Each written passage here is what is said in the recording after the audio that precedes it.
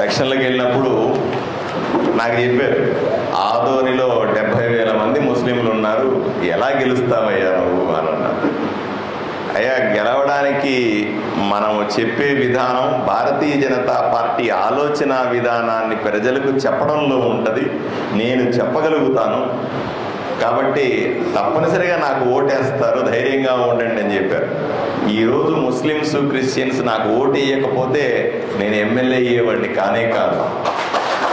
18,500 మెజారిటీతో Bharatiya Janata party కార్యకర్తని MLA చేసిన ఘనత ఆదోని ప్రజలదని నేను చాలా గౌరవంగా చెప్పుకుంటాను. ఇదే సందర్భంలో పదవుల గురించి చెప్పారు పెద్దలందరూ కూడా. సరదా డైలాగులు ఎదురు, పదవులు వస్తుంటాయి పోతుంటాయి, అక్కడ కూర్చున్న వాళ్ళు ఇక్కడ కూర్చుంటారు, ఇక్కడ కూర్చున్న వాళ్ళు అక్కడ కూర్చుంటారు, ఇవన్నీ కూడా చెప్తూ ఉంటారు. ఇవన్నీ కూడా అశాశ్వతమని మనందరికీ తెలుసు. ఇక్కడ నా స్టేజ్ ముందు కూర్చున్న పైన కూర్చున్న వాళ్ళందరూ గొప్పవాళ్ళు, ముందు కూర్చున్న వాళ్ళు ఇంకా గొప్పవాళ్ళు. ఎందుకంటే ఈరోజు ఇట్లా కనపడతా ఉన్నారు, రేపు ఎల్లుండికి మీరందరూ ఎలా ఉంటారో ఊహించుకుంటేనే నాకు ఆనందంగా అనిపిస్తుంది. ఎందుకంటే మీ అంత నాయకత్వం మేమంతా కూడా అక్కడ కూర్చొని ఇక్కడికి వచ్చి కూర్చున్న వాళ్ళం, నేరుగా వచ్చి కుర్చీ మీద కూర్చోలే కదా. మొదట్లో అక్కడే ఉన్నాం. చాలా సందర్భాలు మీరు అనుకుంటారు, ఈ స్టేజ్ మీద ఉన్న వాళ్ళందరూ కలిపి నాకు రాజకీయం నేర్పించినారు. నేను సామాన్య భారతీయ జనతా పార్టీ కార్యకర్తగా ఉన్నప్పుడు ఈ స్టేజ్ మీద ఉన్న ప్రతి ఒక్కరిని చూసి ఎంతో కొంత నేర్చుకున్నాను. ఉదాహరణకి ఇప్పుడు కొత్త నాకు ఇప్పుడే మాజీ అయినటువంటి నీలకంఠ గారు అనుకుందాం, నా పక్కనే ఉన్నాడు. ఎంత ఓపికగా ఎక్కడికన్నా పోయి పని చేయడం, పార్టీ కోసం ఎంత దూరమైనా ప్రయాణం చేయడం నేర్పించింది ఆయన. ఎందుకంటే పార్టీ నాకు ఎన్నో ఎన్నికల సందర్భాల్లో ఇన్ఛార్జీలుగా వేస్తే ప్రతి చోట కూడా ఈయనతో కలిసి ఉండేవాడిని. అందరికంటే ముందు ఆయన పోయి ఉండేవాడు, తర్వాత మేము వెళ్ళేవాళ్ళం వెనక్కి. అలా ఎక్కడికన్నా ప్రయాణం చేయడం నేర్పించింది ఆయన. దేశాయ్ చంద్రన్న గారు పెద్ద ఆయన. నేను ఆదోనికి వెళ్ళిన వెంటనే నాకు దొరికినటువంటి ఆణిముత్యం. నేను నేరుగా వెళ్ళిన వెంటనే ఆయన ఇంటికి వెళ్ళి చూశాను, ఈ మనిషి ఏంట్రా ఇంత ప్రశాంతంగా ఉన్నాడు, అసలు ఈయన పార్టీలో చాలా యాక్టివ్ రోల్లో ఉండాలి కదా, ఈయన ఆలోచన విధానం ఇంత గొప్పది కదా, ఎందుకు ఇంట్లో ఉన్నారన్నా మీరు అసలు అట్లా ఉండడానికే వీల్లేదు. ఆయన ఏదో చెప్తున్నాడు, నాకు ఆరోగ్యం బాగాలేదు, అది లేదు ఇది లేదు, పార్టీ ఇట్లేదు అట్లేదు. అవన్నీ వదిలిపెట్టానని నేను ఉన్నాను, నువ్వు పార్టీ కోసం గట్టిగా బాధ్యతలు తీసుకోమంటే ఈరోజు ఫ్రంట్ రోలో ఉండి పనిచేస్తున్నటువంటి పెద్ద ఆయన మాకు మార్గదర్శకులు చంద్రన్న గారు. ఆయన చూసి ఎంతో నేర్చుకున్నాను ఈ 2-3 నెలల కాలంలో బాగా ఆయనతో పనిచేసి. విట్టా రమేష్ గారు అపారమైన చతురత్వం ఉన్న వ్యక్తి, ఎటువంటి కండిషన్ అయినా సరే నవ్వుతూ హ్యాండిల్ చేయగలిగిన శక్తి సామర్థ్యాలు ఉన్న వ్యక్తి. ఆయన చూసి నేను ఎంత నేర్చుకున్నాను మీది. ఎలక్షన్ల సందర్భంలో నా ఎలక్షన్ని మొత్తాన్ని ఒంటి చేత్తో నడిపించి అన్ని రకాలుగా సహకరించినటువంటి విట్టా రమేష్ గారు. అలాగే నాగరాజన్, నేను అప్పుడు కొత్తగా పార్టీలోకి చేరినప్పుడు ఆయన నంద్యాల అధ్యక్షుడు. నాకు ఎన్నో విషయాల్లో పార్టీ కార్యక్రమాల్లో కలిసేవాడిని. చాలా ఓపికతో చాలా సహనంతో ఎప్పుడు 10 మందిని వేసుకొని వచ్చి అనిపించింది. ఆయన చూసి ఎప్పుడు అనుకునేవాడిని, ఇట్లా ఉండాలేమో, ఎప్పుడు 10 మంది వెనకాల ఉండాలేమో, ఉంటేనే లీడర్ అవుతాము అని నేర్చుకున్నది ఆయన దగ్గర నుంచే. చంద్రశేఖర్ మీసాలు తిప్పుతాడు, గ్రాస్ రూట్ లెవెల్లో కూడా మీసాలు తిప్పుతాడు. మనం ఊహించాం ఒక బీజేపీ కార్యకర్త, ఒక నాయకుడు ఆ స్థాయికి వెళ్ళి పని చెయ్యగలడా అని మనం ఊహించలేము. అంత వినయంతో, అంత అంటే కోర్కి వెళ్తారు, చాలా చిన్న స్థాయికి వెళ్ళి కూడా పని చేయగలిగిన సత్తా ఉన్న నాయకుడు. మళ్ళీ ఆయన కార్యకర్త కాదు, నాయకుడు. అందువల్లే చక ఎదుగుతూ సంచార జాతులన్నింటినీ కూడా రిప్రజెంట్ చేసే విధంగా పార్టీలో ఎదిగినటువంటి గొప్ప వ్యక్తి ఆయన. ఇంకా మురళి నాయుడు గురించి మీదే, నాకు ఏదన్నా అప్పుడప్పుడు ఆవేశం రావాలంటే మురళి నాయుడు తలుచుకుంటాను నేను.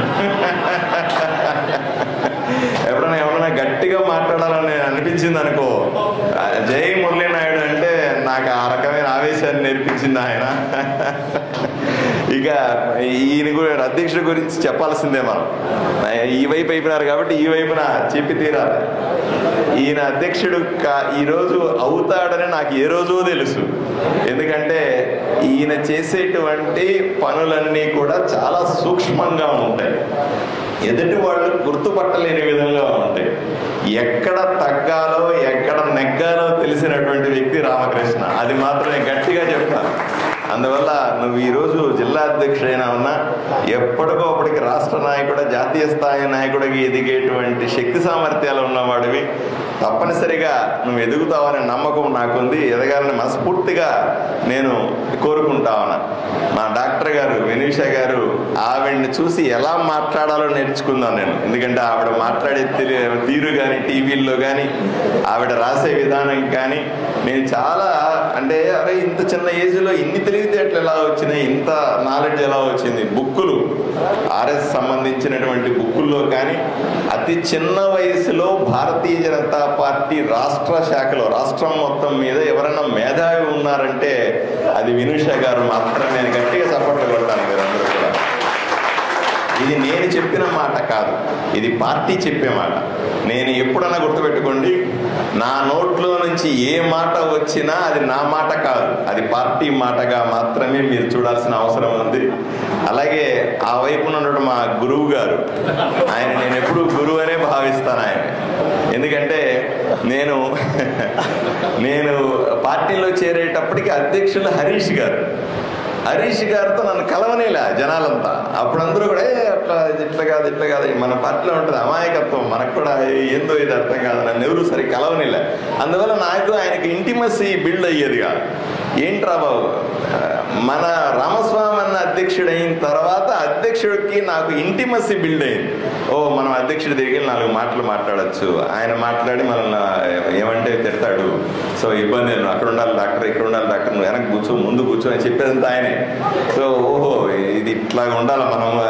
బట్ నాకు రాజకీయాన్ని నేర్పించింది మాత్రం దగ్గరుండి రామస్వామి గారు. ఆయన లేకపోతే నేను ఈ స్థాయికి వచ్చేవాడిని కాదని మాత్రం గట్టిగా చెప్పగలుగుతాను.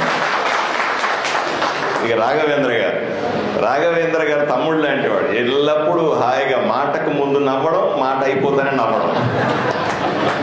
ఈ రకమైన నవ్వుతో ఎప్పుడు మన ఆహ్లాదంగా ఉంటుంది. ఎంత ప్రెషర్లో ఉన్నా, ఎంత స్ట్రెస్లో ఉన్నా ఎప్పుడు ఫోన్ చేసినా చెప్పయ్యా అని మొదలుపెట్టి నవ్వుతాడు. ఆ నవ్వులో మనం కూడా కొంత మర్చిపోతాం, విషయం చెప్పాల్సింది మర్చిపోతాం. ఏదో ఆయన చెప్తాడు ఆవేశంగా, అది కాదు ఇది కాదని చెప్తాడు, ఆయన మళ్ళీ చివరికి నవ్వేస్తాడు. అది సీరియస్సా జోకా కూడా అర్థం కాదు మనకి. ఆ రకంగా ఎల్లప్పుడూ మనం సంతోషంగా పెట్టగలి. ఎప్పుడప్పుడన్నా మీరెవరో నాకు కనీసం ఇంటికి పిలిచి టీ కూడా పోయిరు. పాపం ఆయన అప్పుడప్పుడు వాళ్ళ ఇంటికి పిలిచి నాకు అన్నం పెడతా ఉంటాడు, కాఫీ పోస్తూ ఉంటాడు. వాళ్ళ మిస్సెస్ నన్ను నిజంగా అన్నలాగా చూసుకుంటూ I spend lot of good time with him. ఇక మేడం అక్క గురించి చెప్పాల్సిందే. నేను భారతీయ జనతా పార్టీలో ఎంపీ క్యాండిడేట్గా అనౌన్స్ చేశారు. నన్ను అనౌన్స్ చేస్తే ఊరిలోకి వచ్చిన నేను మొట్టమొదటి ప్రోగ్రాం వాళ్ళ ఇంట్లో చేశాను. వాళ్ళ ఇంటి మిద్దె మీద 10 మంది మహిళల్ని కూర్చోబెట్టి ప్రోగ్రాం చేశారు. ప్రోగ్రాం చేసి ఉపన్యాసం ఇవ్వమన్నారు. మనకేమీ తెలియదు కదా, అంటే అప్పట్లో అంతే నాలెడ్జ్. ఉపన్యాసం ఇవ్వమంటే ఉపన్యాసం ఇచ్చుకుని ఉంటారు. 10 నిమిషాల తర్వాత చాలా నాన్న ఇంకంతమించి అక్కర్లేదు అన్నది. సరే అక్కడికి అంటే నాకు ఇప్పటికీ ఆ రోజు గుర్తుంది. ఆ మిద్దె మీద ప్రోగ్రాం చేయడం నా జీవితంలో మొదటి ప్రోగ్రాం అవ్వడం నా ఎన్నో విషయాలు తెలుస్తుంది. అలాగే ముందు కూర్చున్న వాళ్ళు కూడా నాకు రాజకీయాలు నేర్పించారు. రవిని చూసి ఒక మంత్రి నాకు ఇప్పటికే గుర్తు, ఎదుటివాడు ఒక దుర్మార్గుడైన మంత్రి, అతను కూటమిలో ఉన్నాడు. ఇప్పుడు దుర్మార్గుడు అనడానికి లేదు, ఆ కూటమిలో ఉన్నటువంటి మంత్రి ఆయన్ని ఎదిరించి నేను ఇలా ఎదిరించాను చూడు అని వీడియో పెట్టాను. నాకు నేనే బిత్తరపోయినాను. ఓహో ఇలా కూడా చేయొచ్చు అనుకున్నా. నేను ఈరోజు నువ్వు ఇచ్చిన ధైర్యంతో ఎక్కడైనా కానీ ఎవడన్నా ఎదిరించే శక్తిని సంపాదించినాను రవి. నేను నిజంగా అప్రిషియేట్ చేయాల్సిన సందర్భం ఇది. నేను ఆ రోజు అధ్యక్షురాల దగ్గర కూర్చొని, పురంధేశ్వరి గారి దగ్గర కూర్చొని ఆ వీడియో చూసి మేడం గారికి చూపెట్టి, మేడం ఒకసారి అబ్బాయికి ఫోన్ చేసి కంగ్రాచులేట్ చేయండి మేడం, మనం ఉన్నాం, ధైర్యం చెప్పండి అంటే మేడం గారు ఫోన్ చేశారు ఆయనకి.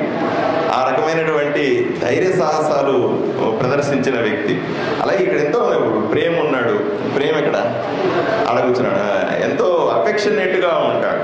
ఎందుకంటే ఒక లీడర్ ఇలా ఉండొచ్చా, ఒక లీడర్ ఇంతగా అణిగిమణిగి కూడా మనం ఎదగచ్చా అని నేర్పించిన వ్యక్తి ప్రేమ్ కుమార్. నాకెందుకో ఆదర్శంగా అనిపిస్తాడు. అణగారిన వర్గాల్లో ఒక ఆణిముత్యం ఎవరన్నా ఉన్నారంటే నాకు ఎప్పుడు ప్రేమ్ గుర్తొచ్చేటువంటి సందర్భం. అలాగే మిమ్మల్ని అందరినీ, మాలతి ఉన్నది, ఆమె చూస్తే నాకు అసలు ఆమె మన పార్టీలో కాక ఏ పార్టీలో ఉన్నా ఇప్పుడు ఎక్కడికో వెళ్ళిపోయేది.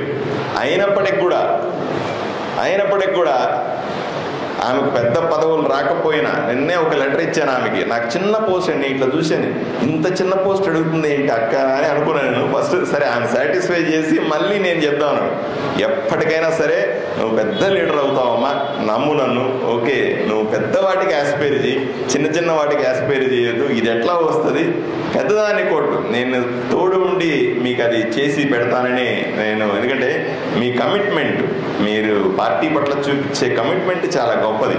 నాకు చాలా ఇంప్రెసివ్గా అనిపిస్తుంది. కూర్చోండి. అలాగా ప్రతి ఒక్కరి దగ్గర నేర్చుకున్న సందర్భం ఇది.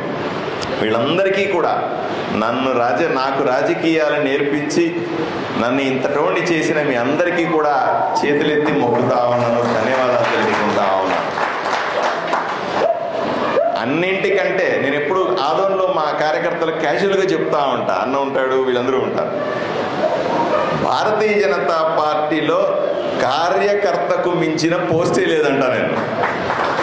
దాన్ని అయితే ఎవడు పీకేయలేడు. అంతేనా? ఈరోజు పదవి పోయిందని నీలకంఠ బాధపడినా, పదవి వచ్చిందని రామకృష్ణ సంతోషపడినా, ఇంకోటైనా ఇవన్నీ వస్తాయి పోతాయి. ఈరోజు ఎమ్మెల్యేగా నేనున్నాను, రేపు ఏముంటానో తెలీదు, తర్వాత ఏమవుతానో తెలియదు, తర్వాత విషయాలు అవన్నీ కూడా. కానీ కార్యకర్త పోస్ట్ నేను ఎవడన్నా పీకేస్తాడా? ఎవడు పీకలేడు. అందువల్లే నేను భారతీయ జనతా పార్టీ కార్యకర్తగా గర్విస్తాను అనే క్యాప్షన్ రాస్తాను, చూసావా? అది 100% పర్ఫెక్ట్గా మ్యాచ్ అవుతుంది అనే విషయం నేను వస్తా కారులో చెప్తా ఉన్నా. మా వైఎస్ఆర్సీపీ కౌన్సిలర్ నాతో పాటు వస్తా ఉంటే చెప్తా ఉన్నా, అయ్యా భారతీయ జనతా పార్టీలో క్రమశిక్షణ ఉంటుంది. భారతీయ జనతా పార్టీ కార్యకర్త ఏం ఫీల్ అవ్వడు. అన్నింటికంటే ముఖ్యంగా భారతీయ జనతా పార్టీ కార్యకర్త ఒకసారి వచ్చిన తర్వాత ఇంక ఏ పార్టీలోకి పోడు. ఆ కాన్ఫిడెన్స్ మాకుంటుంది. మేము ఏమి చేసినామో ఏమి చేయలేదు తర్వాత సంగతి. ఆడు మాత్రం అలిగి బయటికి పోయే ప్రశ్నే ఉండదు, ఇంకో పక్క చూసే అవకాశమే ఉండదు. అటువంటి గొప్ప పార్టీని మనం ఈరోజు చూసుకుంటా ఉన్నాం. అలాగే చాలాసార్లు మనం అప్పుడప్పుడు గుర్తించుకోవాలి. అంటే మనం పార్టీ ఎందుకు ఎదుగుతూ ఉంది, దేశం అంతా మన పార్టీ ఎందుకు ఈ విధంగా దినదినాభివృద్ధి చెందుతా ఉంది. మన పార్టీ పెరిగిందా లేదా చెప్పండి మీరు? ఆంధ్రప్రదేశ్లో పెరిగిందా లేదా? కర్నూలు జిల్లాలో పెరిగిందా లేదా? ఎట్లా చెప్తారంటే ఒకప్పుడు అధ్యక్షులు కావాలంటే మనం అడుక్కునేది జనాల్ని, నువ్వు అధ్యక్షుడిగా ఉండవా బాబు, నువ్వు అధ్యక్షుడిగా ఉండ, నా వల్ల కాదని చెప్పేవాడు. మనం ఏదో ఒక రకంగా పెట్టేది, వాడిని అధ్యక్షులు పెట్టేది, టీంలో పెట్టేది, ఎక్కడో పెద్ద పెద్ద పదవులు ఇచ్చేసేది, ఏమైనా చేసేది. అట్లాగే వచ్చాం మనంతా కూడా. ఈరోజు జిల్లా అధ్యక్షుడు కావాలంటే 13 అప్లికేషన్లు వచ్చినాయి అంటే మీరు ఆలోచన చేయండి, పార్టీ పెరిగిందా లేదా చెప్పాలా? నేను చంద్రన్న గారు అప్పుడు ఇట్లా ఉండినా, రమేష్ గారు మీరు చూసినప్పుడు ఎట్లా ఉంటే, ఏమన్నా మీరు చూసినప్పుడు ఎట్లా ఉండే కదా, ఏబీవీపీలో నువ్వు చూసినప్పుడు ఎట్లా ఉండే గురువు గారు కదా కదా. ఇవన్నీ ఇప్పుడు సీనియర్ మోస్ట్ గా క్లెయిమ్ చేసుకునే అక్క మీరు చూసినప్పుడు ఎట్లా ఉండే. పార్టీ పెరిగిందా లేదా? 100% పెరిగింది. పార్టీ పెరగడానికి సిద్ధాంతమే కారణము. ఎందుకు పెరుగుతుంది అని అంటారు? స్లోగా పెరుగుతుంది, బలంగా పెరుగుతుంది. మనం మర్రి చెట్లు అంటోడం స్లోగా పెరుగుతాం, బాగా పునాదులు వేసుకొని పెరుగుతాం, మళ్ళీ ఎవడో పీకలేడు దాన్ని. ఇంకా అది భారతీయ జనతా పార్టీ గొప్పతనం.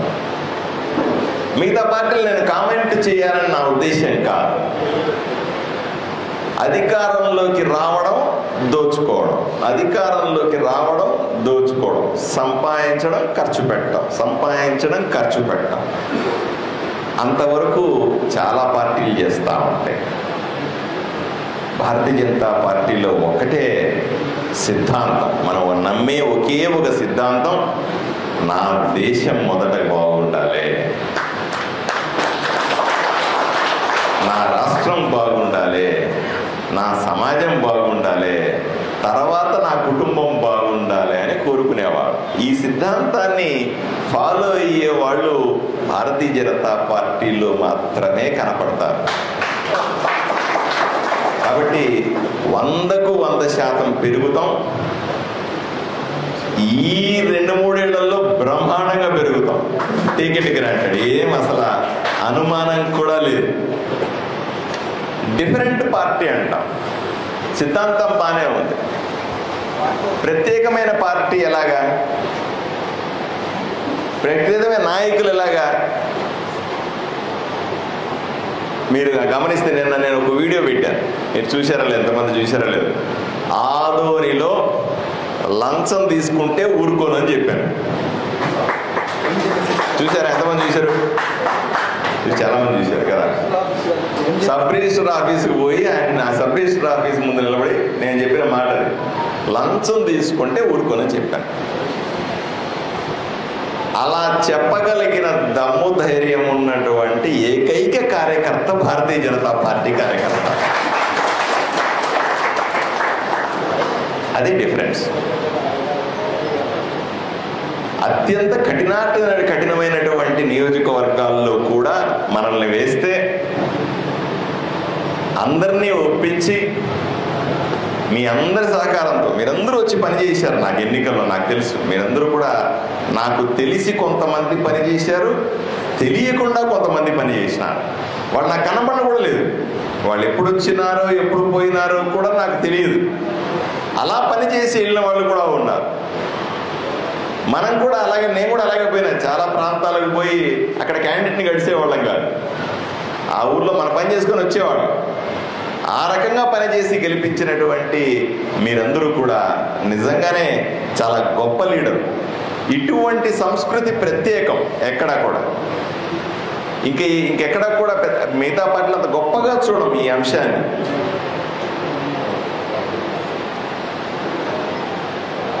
నేను మీ అందరికీ కూడా సందర్భం వచ్చింది కాబట్టి చెప్తా ఉన్నా,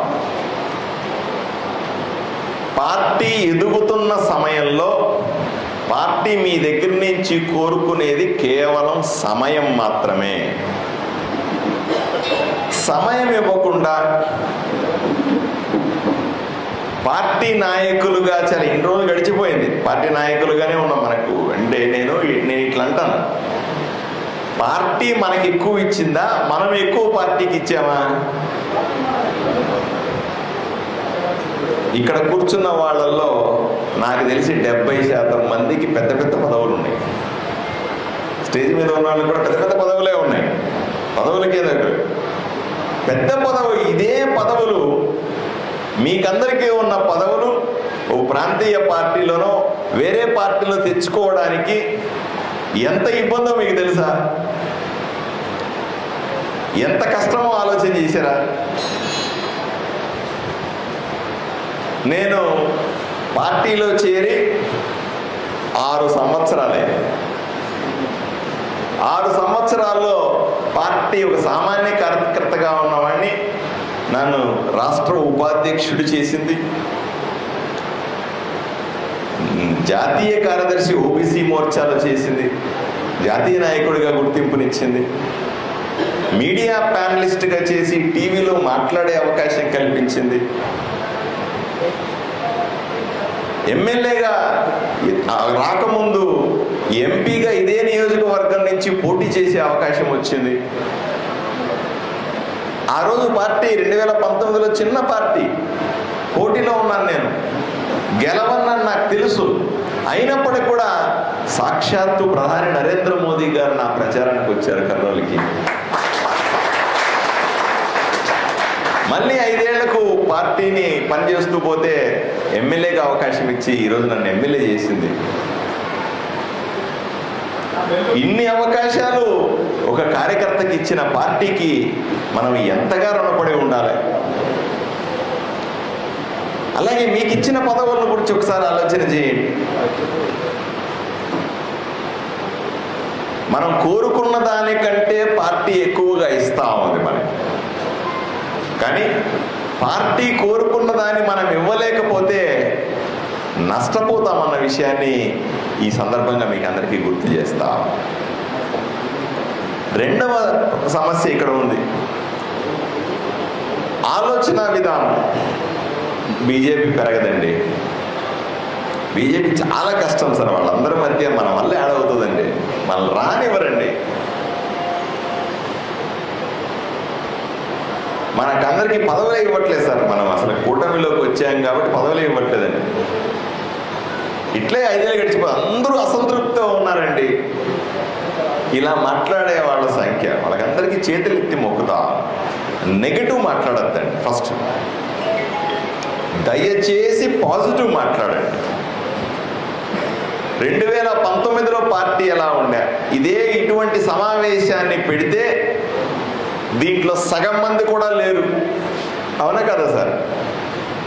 ఈరోజు నిజంగానే మనమంతా తరలిస్తే మన బలాన్ని చూపించుకోవాలని ఇక్కడ ప్రతి ఒక్క నాయకుడు అనుకుంటే ఈ వీధి నింపేయచ్చు మనం. అంతమంది జనాలు మన దగ్గర ఉన్నారు, మన కార్యకర్తలు ఉన్నారు. నేను వస్తా ఉంటే మాకు చెప్పలేదు అని పోట్లాడుతూ ఉన్నారు. చెప్తే వచ్చేవాళ్ళం కదా అంటా ఉన్నారు. మన బలం తక్కువ లేదు. చాలామంది మనల్ని కామెంట్ చేసినారు, బీజేపీకి ఆంధ్ర రాష్ట్రంలో బలం ఎక్కడ, బీజేపీకి ఆంధ్రాలో ఏముంటుందండి. వీళ్ళందరికీ నేను ఒకసారి మొన్న జరిగినటువంటి హైందవ శంకరావు కార్యక్రమం ఫోటోలు వీడియోలు చూడాల్సిందిగా నేను రిక్వెస్ట్ చేస్తా ఉన్నా. హైందవ శంకరావు సభ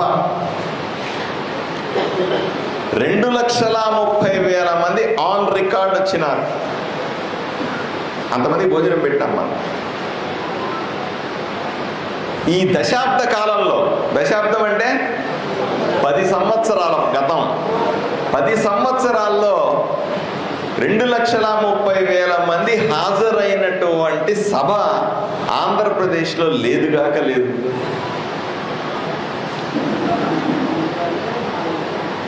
పోనీ ఆ సభకి ఏమన్నా నరేంద్ర మోదీ గారు వచ్చారా, అమిత్ షా గారు వచ్చారా, పెద్దవాళ్ళు ఎవరన్నా వచ్చినారా? స్టేజ్ మీద కూర్చున్నంతా కూడా స్వాములు, పీఠాధిపతులు, మనం గౌరవించే ధర్మాన్ని ముందుకు తీసుకెళ్లే వ్యక్తులు. ఒక్కటి ప్రామినెంట్ ఫేస్ లేదు. మనమంతా కింద మన అధ్యక్షులు పురంధేశ్వరి గారితో పాటుగా మన కేంద్ర మంత్రి, రాష్ట్ర మంత్రి, ఎమ్మెల్యేలు, ఎంపీలందరూ కూడా కింద కూర్చున్నాం స్టేజ్ ముందు. పెద్ద ఫేసే లేకుండా చేసిన సభ చేసింది ఎవరు? మనం అందరూ కలిసి వివిధ క్షేత్రాల్లో ఉన్నటువంటి కార్యకర్తలందరూ, ప్రజలందరూ, ధర్మాన్ని నమ్మే వాళ్ళందరూ కూడా, బీజేపీని అభిమానించే వాళ్ళందరూ కూడా చేసినటువంటి సభ. ఇప్పుడు సమాధానం చెప్పాలి. 10 సంవత్సరాలుగా ఏ పార్టీకి కానీ, ఏ సంస్థకు కానీ 10 సంవత్సరాల ఎవరికీ చేతగానంత సభని మనం చేసాం కదా. మరి మాకు బలం లేదంటారా? మీరైనా సమాధానం చెప్పాలా? బలం ఉందా లేదా చెప్పండి. స్పష్టంగా ప్రపంచానికి మన బలాన్ని చూపించిన సభ అది. దాన్ని కొనసాగించాలంతే. మన బలంకి ఏం తక్కువ లేదు. ఒక్కసారి మీరు ఆలోచన చేసి చూడండి. అంతెందుకు, మీరు 10 మందితో మాట్లాడండి రోడ్డు మీదకి వెళ్ళి. 6 మంది 7 మంది నరేంద్ర మోదీ చాలా మంచోడండి, అరే బీజేపీ మంచి పార్టీ అండి అంటారా తప్ప బీజేపీని విమర్శించిన వాడిని ఎక్కడన్నా చూసారా మీరు అని సూటిగా ప్రశ్నిస్తా ఉన్నా. బీజేపీ పనికిమాలిన పార్టీ అని చెప్పినాడు. బీజేపీకి లీడర్ లేడన్నారు, బీజేపీ ఎదగట్లేదు అన్నారు, మీరు సరిగా పనిచేయట్లేదు అన్నారు. ప్రజలు మనం సరిగా పనిచేయట్లేదు తిడుతున్నారే తప్ప పార్టీ మంచిది కాదని చెప్పట్లే. తప్పు మనలో ఉందా, పార్టీలో ఉందా? చెప్పాలి మీరు. తప్పనిసరిగా మనలో మాత్రమే ఈ విషయం. కాబట్టి దయచేసి పాజిటివ్గా ఆలోచన చేయండి. మూడవది, పార్టీ మనమే ఉంటే సరిపోదు. మళ్ళీ చెప్తాను, ప్రతి మీటింగ్లో చెప్తాను, కొత్త వాళ్ళు లేకుండా పార్టీని విస్తరించడం సాధ్యం కాదు. నేను ఆదోనిలో వైఎస్ఆర్సీపీ పార్టీలో ఉన్న వాళ్ళని చాలామందిని తీసుకున్నాను. అందరూ నన్ను విమర్శించారు అక్కడ, వైఎస్ఆర్సీపీ వాళ్ళంతా ఇట్లా వచ్చారు అది ఇది అన్నారు. తెలుగుదేశం పార్టీ నుంచి తీసుకోగలుగుతామా? సాధ్యం కాదు. జనసేన పార్టీ నుంచి తీసుకోగలుగుతామా? సాధ్యం కాదు. మరి ఎక్కడి నుంచి తీసుకోవాలి? పార్టీ బలం పెంచుకోవాలంటే మనల్ని నమ్మి మన సిద్ధాంతాలను నమ్మేటువంటి వైఎస్ఆర్సీపీ పార్టీలో నుంచి తీసుకుంటే లేదా మిగతా పార్టీల నుంచి తీసుకుంటే తప్పేంటి అంటాను నేను. మా సిద్ధాంతం నచ్చిన వాళ్ళు మాతో కలిసి పని చేస్తామంటున్నారు, మాతో కలిసి పార్టీని బలోపేతం చేస్తామంటున్నారు. వాళ్ళని కౌగిలించుకుంటే మీకేంది మంట అని సూటిగా ప్రశ్నిస్తా ఉన్నా. 100కు 100% రాసి పెట్టుకోండి. 100కు 100% కర్నూలు జిల్లాలో పార్టీని బలోపేతం చేసుకుంటాం. గ్రామ గ్రామాన కూడా మన పార్టీ జెండా ఎగరేస్తాం. ఏం అనుమానం లేదు. మిత్రులారా, దయచేసి వాళ్ళందరినీ రిక్వెస్ట్ చేస్తా ఉన్నా, అధ్యక్షుల వారిని, స్టేజ్ మీద ఉన్న పెద్దలందరినీ రిక్వెస్ట్ చేస్తా ఉన్నా, సీరియస్గా తీసుకుందాం. పిల్లలు ఎప్పుడు చదువుతారు? ఎగ్జామ్స్ ముందే చదువుతారు. రాజకీయ నాయకుడు ఎప్పుడు పనిచేయాలి? ఎలక్షన్ల ముందే గట్టిగా పనిచేయాలి. 9 నెలల్లో ఎలక్షన్స్ ఉన్నాయి. 9 అంటే 9 నెలల ఎలక్షన్స్ ఉన్నాయి. ఎంపీటీసీలు, జెడ్పీటీసీలు, వార్డు మెంబర్లు, రకరకాల స్థానిక ఎన్నికలన్నీ కూడా మన దగ్గర ఉన్నాయి. కౌన్సిల్ ఎలక్షన్లు కూడా 1.5 yearలో వచ్చేస్తాయి. మీరు వెళ్ళండి. మీ శక్తి నిరూపించుకోవడానికి ఇంతకు మించిన అవకాశం రాదు కాక రాదు, పార్టీ ఇవ్వదు కాక ఇవ్వదు. మీరు గెలుచుకొని రండి, దత్తత తీసుకోండి. పెద్ద పెద్ద లీడర్లు మీరంతా కూడా దయచేసి ఒక 5 గ్రామాలను దత్తత తీసుకోండి, ఒక మండలాన్ని దత్తత తీసుకోండి. ఏమీ లేకపోతే ఒక్కటంటే ఒక్క వార్డునైనా సరే దత్తత తీసుకోండి. ఆ వార్డులో గెలిచి చూపించండి అంతే. మీరు కోరుకున్నది కోరినట్టుగా పార్టీ దగ్గర నుంచి పదవులు తెచ్చి మీకు ఇచ్చే బాధ్యత నాది. రెండో అన్నారు, ఇది అన్నీ సరేలే, కూటమి గురించి, కూటమిలో వచ్చేసాం, మాకు ఆ పని చేయట్లేదు, ఈ పని చేయట్లేదు, మాకు రేషన్ షాపులు చేయట్లేదు, అది లేదు, ఇవ్వట్లేదు, అక్కడంతా విలువ లేదు. ఎందుకు ఉంటుందంటే ఆలోచించి, మొన్న మన పెద్దలు శివప్రకాష్ జీ గారు మన పార్టీ కార్యకర్తల మీటింగ్లో చెప్పాడు. ఈ మాట మీరందరూ కూడా జాగ్రత్తగా తీసుకుని పోవాల్సిందే. మనము కూటమిలో ఉన్నాం, జాగ్రత్తగా వినండి. మనము కూటమిలో ఉన్నాం, కానీ ప్రభుత్వాన్ని మనం నడపటం లేదు.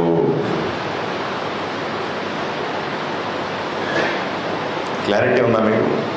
మనం కూటమిలో ఉన్నాం, అంతవరకు కరెక్టే, నిజమే. కానీ కూటమిని కానీ ప్రభుత్వాన్ని కానీ భారతీయ జనతా పార్టీ నడపట్లేదు. కూటమిలో ఉన్న అతిపెద్ద పార్టీ మాత్రం నడుపుతుంది.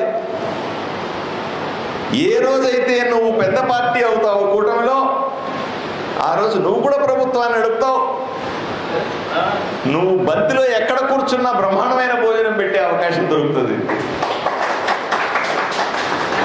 పెరగకుండా, పార్టీని పెంచుకోకుండా, నీ బలాన్ని ఉపయోగించుకోకుండా